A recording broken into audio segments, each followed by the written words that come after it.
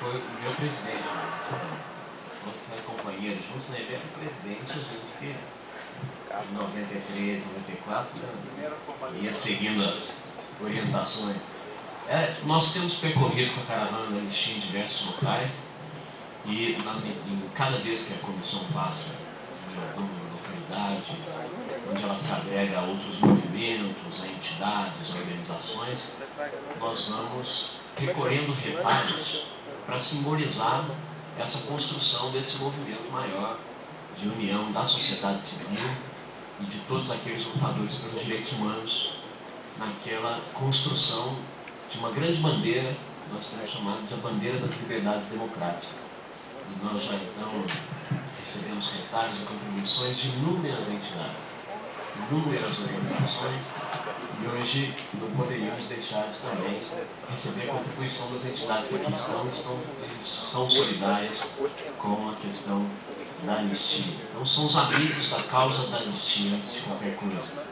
E, em última análise, os amigos da luta daqueles que resistiram no passado e que resistem até hoje com seus exemplos de vida. Então, essa bandeira, ao final desse trabalho, quando a comissão terminar a sua tarefa primeira, essa bandeira será estendida e guardada no Memorial da Anistia Política, nesse espaço público que está sendo desenvolvido para ser não só um centro de documentação e centro de pesquisa, mas também um centro de exposição permanente do conceito de resistência e de luta pela anistia.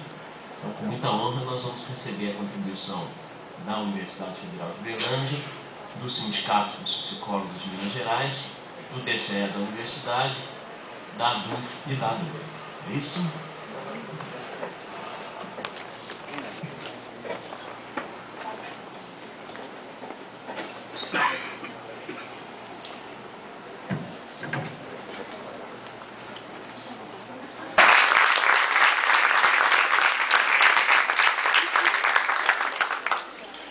Geraldo Queiroz, João Cândido, Virgílio Mineiro, Roberto Mergonari, Olívia Calabria, Elson Costa, assassinado pelo regime militar, e de tantos outros, muitos que hoje aqui estão. Esse tem sido o nosso propósito com a realização da Caravana da Anistia, e essas histórias todas, em cada canto que nós vamos, nós percebemos que tem histórias escondidas e histórias não contadas. A democracia não se constrói somente com uma faceta da história. Ela só se constrói com a plenitude do conhecimento. Todas as nossas tarefas, elas estão envoltas segundo um determinado conceito, que é um conceito que nós chamamos de justiça de transição, que diz que em cada vez que uma sociedade migra de um estado, de um regime autoritário, para um regime democrático, ela tem que saber lidar com todo o legado de violência migrado que é deixado para as mãos da sociedade democrática. Ela tem que saber cuidar disso. Os principais mecanismos de implementação desse estado de justiça de transição são, em primeiro lugar, o direito à verdade, o conhecimento pleno dos fatos, o direito à abertura de todos os arquivos, o direito da sociedade brasileira de conhecer a sua própria história, pois, afinal de contas, é na interpretação do passado que se joga o futuro do Estado democrático. Em segundo lugar, o direito à reparação, pois a verdade vindo à tona, se reconhece que crimes foram cometidos, se reconhece que perseguições ocorreram, se reconhece que violações aos direitos humanos foram implementadas, que querem ter a oportunidade de ouvi-lo. O ministro da Justiça tem dito em muitas caravanas, com as pessoas que eu convivo, acho que o Ministério da Justiça do Brasil se transformou profundamente com a passagem do ministro Tarso Genro pelo Ministério da Justiça. O Ministério da Justiça, historicamente, sempre foi um ministério ascético, um ministério de consultoria jurídica ao presidente da República, e hoje o Ministério da Justiça é um efetivo formulador e implementador de políticas públicas de justiça.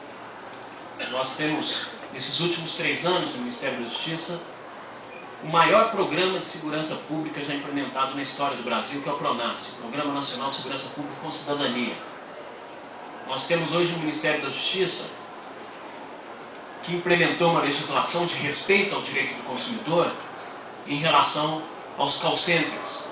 Isso afeta a nossa cidade também de forma direta, porque aqui é um dos principais polos de call center do país.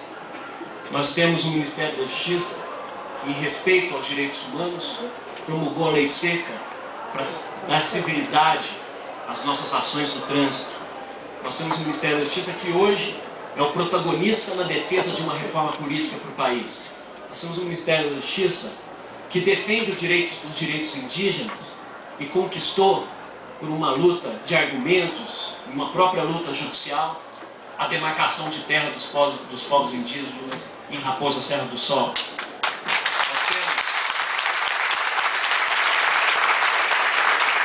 Hoje no Brasil nós temos o Ministério da Justiça que vocacionou a Polícia Federal para o respeito aos direitos humanos, para a não exposição daqueles que estão sendo investigados, porque isso é o respeito aos próprios direitos civis mais básicos. Não podemos esquecer que o ministro Tarcísio Genro é o homem do ProUni.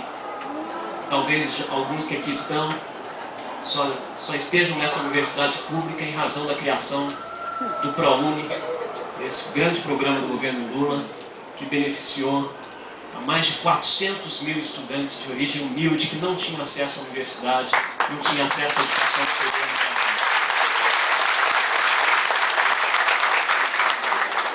É o homem que assumiu quando foi prefeito de Porto Alegre,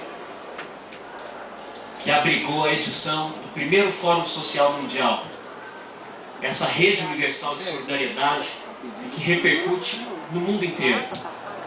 Então eu vou tomar essa propriedade hoje, que é a minha cidade, para dar as boas-vindas ao ministro Tarcísio Genro e dizer, ministro Tarcísio, da minha grande honra em trabalhar consigo.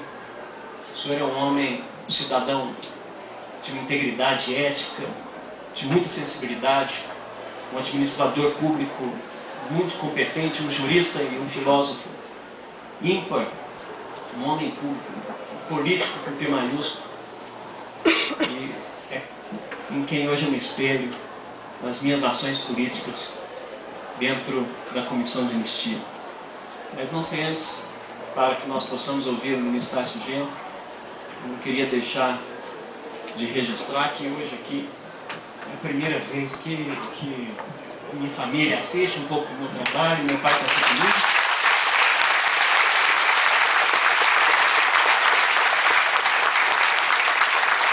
Eu quero dedicar o dia de hoje ao meu pai, que foi o homem que me ensinou a importância da política, do valor da política na vida, no cotidiano. Muito obrigado por tudo.